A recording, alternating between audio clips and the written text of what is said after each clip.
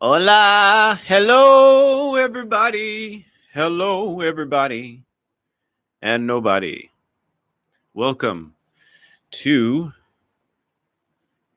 the podcast, the Derek TV podcast.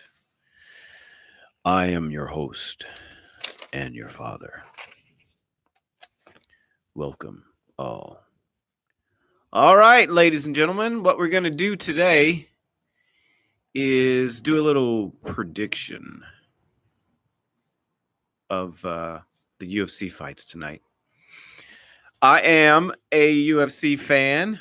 I am a what they call a fair weather fan, or no, not fair weather, but someone may categorize me as a fair weather fan. Right now, it's probably the hottest combat sport on earth. I have been a fan for about 7 years. So, not since the beginning, but not too current, meaning I didn't jump on the uh, UFC bandwagon when Conor McGregor came on the scene. Or at least since he has risen to his climax stardom, I've been a fan before that. Now, I heard an interview with him the other day that he actually was on um, welfare less than 6 years ago. Less than 6 years ago, Conor McGregor was on welfare, and he stands to make, I guess, in total, after listening to Dana White in an interview, it sounds like Dana White is saying that Conor McGregor is not getting paid $80 million. But Conor McGregor says that he's going to get paid $80 million tonight for this fight if he hits certain um, expectations or levels in pay-per-view. Now, from a perspective of a business person, Dana White would not want to let other fighters know how much money Conor McGregor is getting, um, because obviously it makes it hard for bargaining when you are um, setting up other fights for other people. I'm gonna get to the predictions in a moment. I have to check some settings here. I'm something is flashing and I'm missing something on the board here, so I just want to make sure that it's being recorded. I do have okay, good, perfect. I do have backup recordings, but I wanted to make sure that everything is working correctly. Looks like it is. So I'm gonna actually I'm gonna go down the card, and I'm gonna use my trusty iPhone here to determine uh, who exactly is on the card. I think it's the UFC 246, and I'm most anticipating. Obviously, the number one anticipated fight for me is the McGregor Donald Cerrone, or as one comedian calls him, Cerrone, and the Holly Holm fight, because Holly Holm is like the sweetest, meanest person on the planet. So it's going to be interesting to see if she has been able to bounce back from getting beat up in her last fight. And all the other fights after that. The rest of the people, I mean, Anthony Pettis is actually someone that piques my interest, and so does um, the Osborne fella. He has potential to be a star, so we'll see if he can rise to the occasion tonight. It's a big stage. You may see some people crumble on this stage tonight because it is a larger stage than the majority of the people that are on the card have ever seen before. Anthony Pettis may be a little more comfortable than the average, and Holly Holm too, because she fought Ronda Rousey and actually won that fight. So she probably has never had a bigger moment in her life. So tonight is not going to be something outside of that. Um, I'm anticipating a great fight. There may be a couple of other things that I talk about. Maybe I will talk about them after. Let's see here. Well, there's the women's march today. or there probably is some still going on. So for all the women out there, kudos to you guys for getting out and supporting each other. And I'm sure there are a lot of men that participated in those marches today. And as I'm a self-proclaimed feminist, I do support women's rights and women's equality. So I hope it was a successful march, and I hope we continue to push things forward for the women out there. Another crazy story today that I will just briefly go over is for the last 5 years, New York City's luxury apartments have been half of their luxury apartments in New York City have been vacant. I thought that was crazy.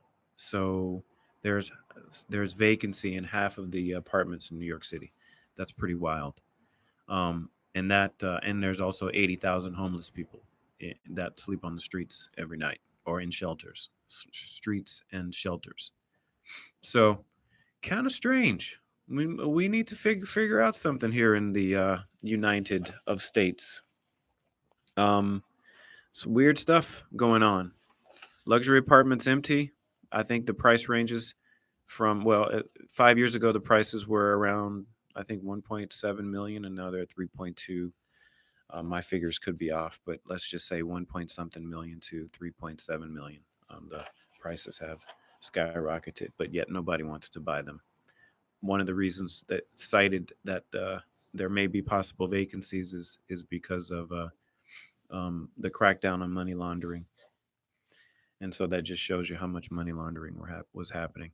I'll talk about this later, and we'll figure out exactly how many apartments that is, how many people that is, and um, dig a little bit deeper on the money laundering.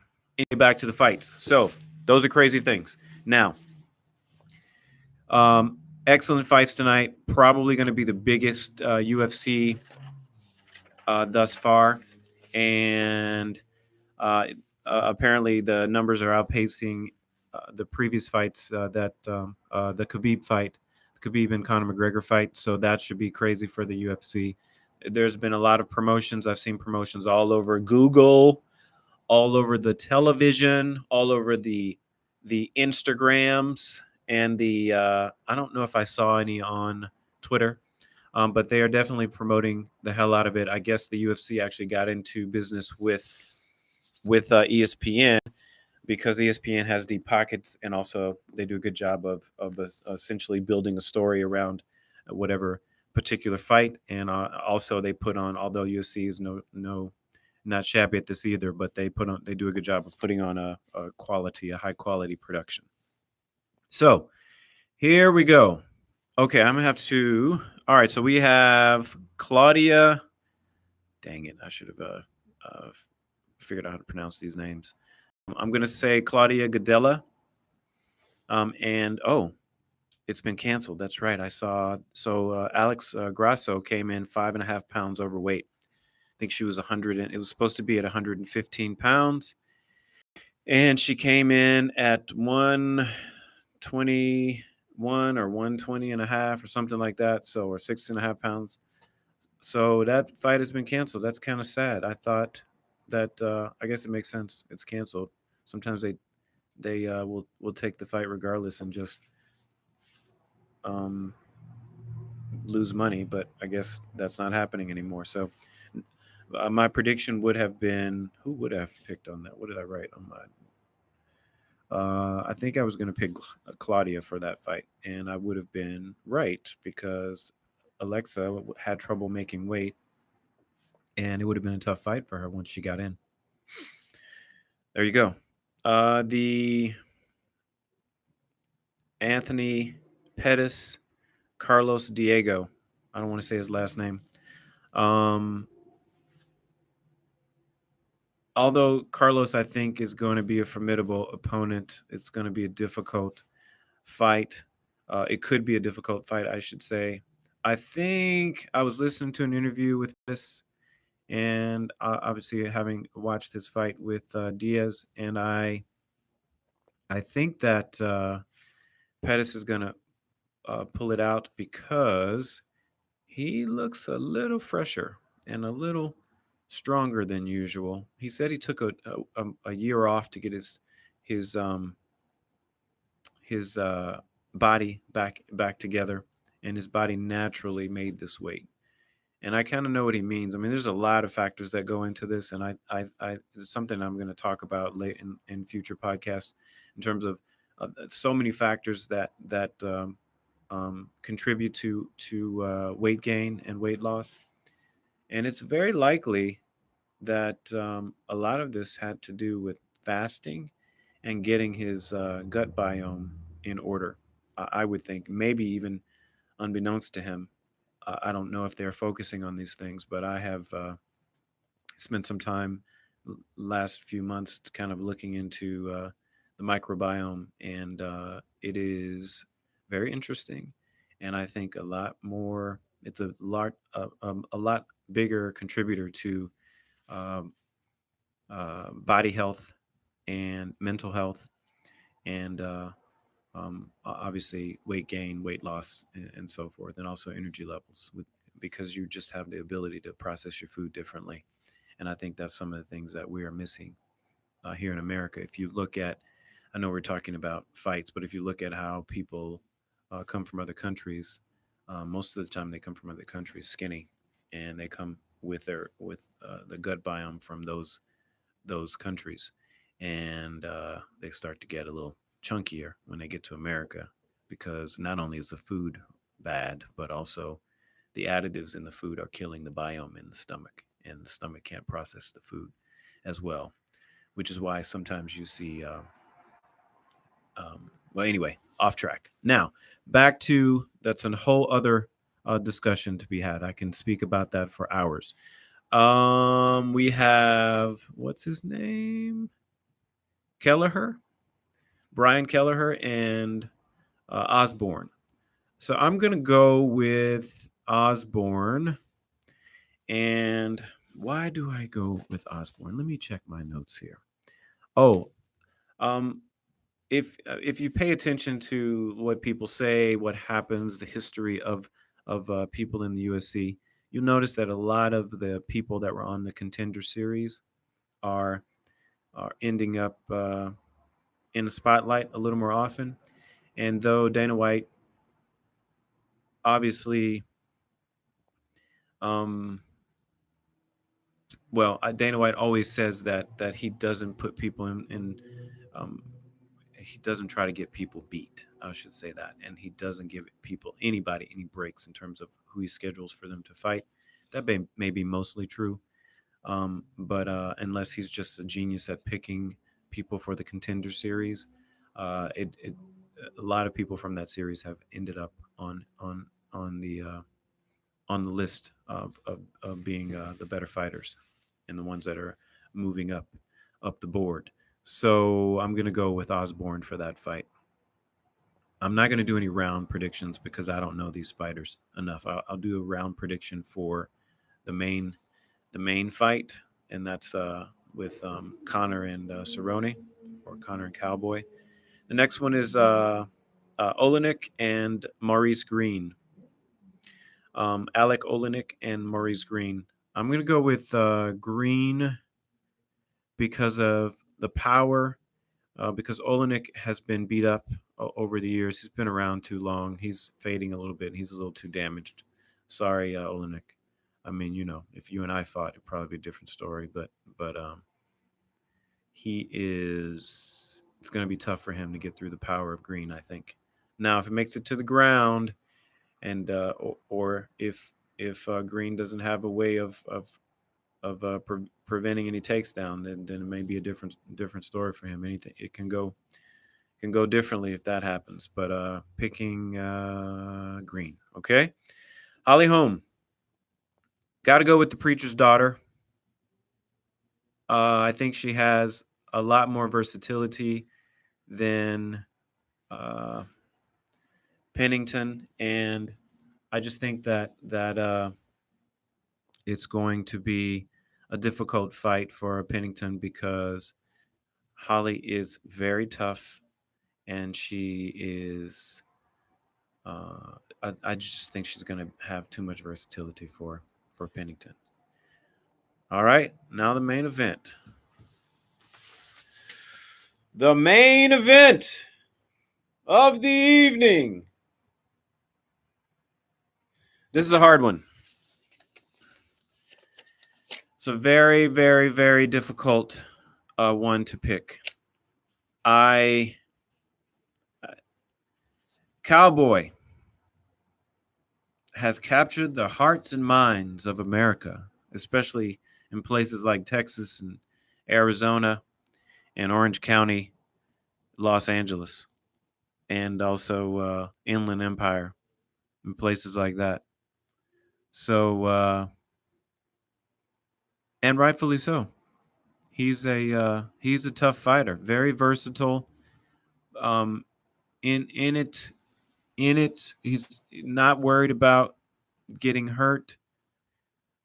Uh, Courageous, and going back to versatility, very versatile, like Holly Holm. Although I don't know if Holly Holm has the ground game that he has, but that's one of the problems for this fight. One of the problems is Connor. Obviously, if you remember the Habib fight, Connor had difficulty with the takedowns, and he had difficulty with the grappling. And um, Cerrone is the number one submission master in the UFC, and that is very scary for Connor. And he's been off for almost 3 years, I think, something crazy like that, almost 2 years. So that's a tough one. It's hard to pick. It's hard to choose. It's hard to determine who's going to win this fight, because you got a guy who has a great left punch. Obviously, he has some other skills, but ultimately that's his weapon. And I guess he has power in both hands, but it's his left hand that people have to worry about. It's worked in the past, but Cowboy. Now, one thing I will say about Cowboy is that I don't. I mean, even looking at his arms in the weigh in, you could see that. You could see why he doesn't really possess knockout power, or at least he hasn't had it in a while. So that is a factor, because Connor, though, when he got hit with Khabib, maybe because he didn't see the punch, it affected him. But he can take a punch, and at least early in the fight. So um, I'm still, as I'm talking right now, figuring out who I'm going to go with uh, in terms of prediction. I'm just working through the issues. The head kicks, the most head kicks I think in head kick knockouts, or most head kicks in UFC history, goes to Cowboy. That is a problem, and the way he throws those head kicks they're not easy to detect, and they're pretty accurate. And he actually knocked that fella down. Um, I think 3 fights ago. The younger guy that was talking crap and calling him an old man, he knocked him down with that head kick, and the guy actually blocked the kick. So that's a problem. Connor may be faster than that other guy, maybe not. That guy was much younger. So I don't know. It's really, really hard to decide who's going to win the fight. I have decided now, though. I'm going to talk through this a little bit more. I've been thinking about it, and I think that I know. I think I'm ready to make a prediction. So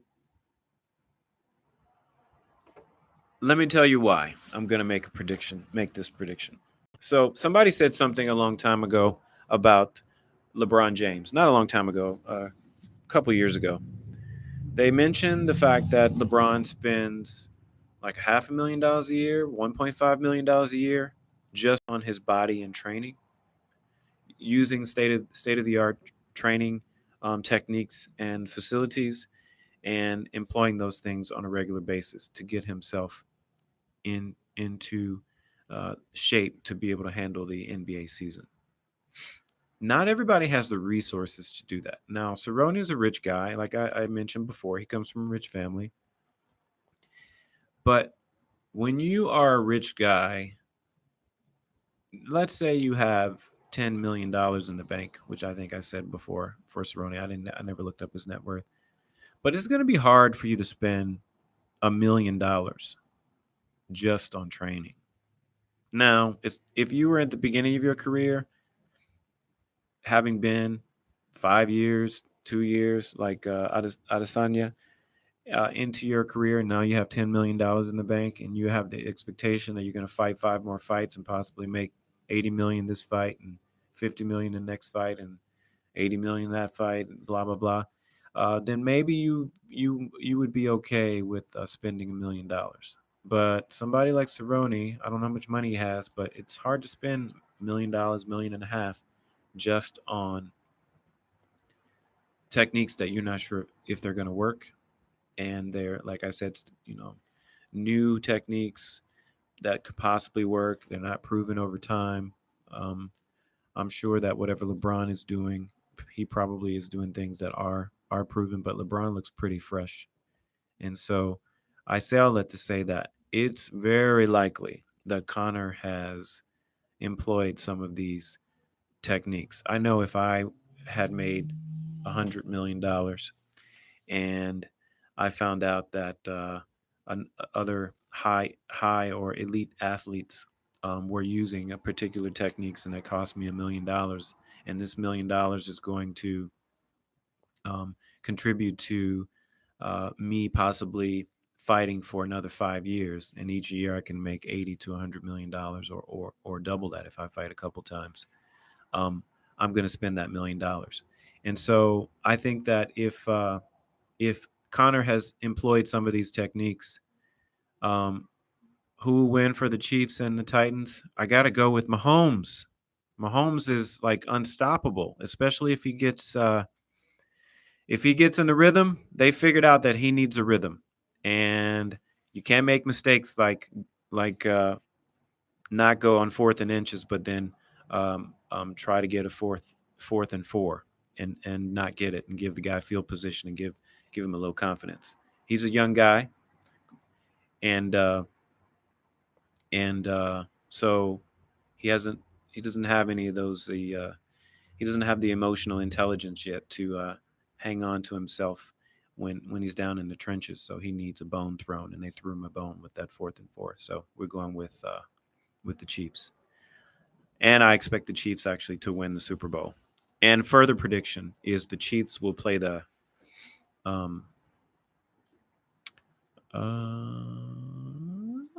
Packers in the Super Bowl, and the Chiefs will be Super Bowl champions.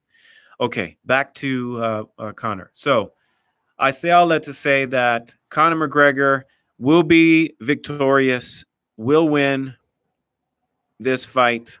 Probably people are predicting first round. I'm sorry, not first round, second round. I think it's going to go.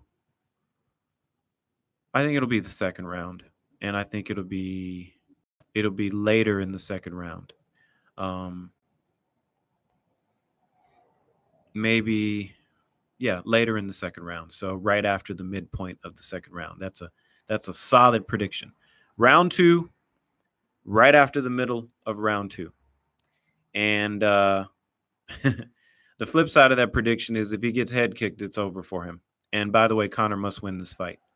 So I hope he's been spending his money well, because if he loses, proper whiskey will do well. He has a great personality. He'll always have fans, and he'll always make money. Um, but the big money, nobody's going to care anymore if he loses. All right, that's it. Connor and two. Thank you guys for listening, and we'll revisit this on. I will not be streaming tomorrow, so maybe no, I won't. So we'll revisit this on Monday. Adios. You guys have a good night, and say hello to my little friends.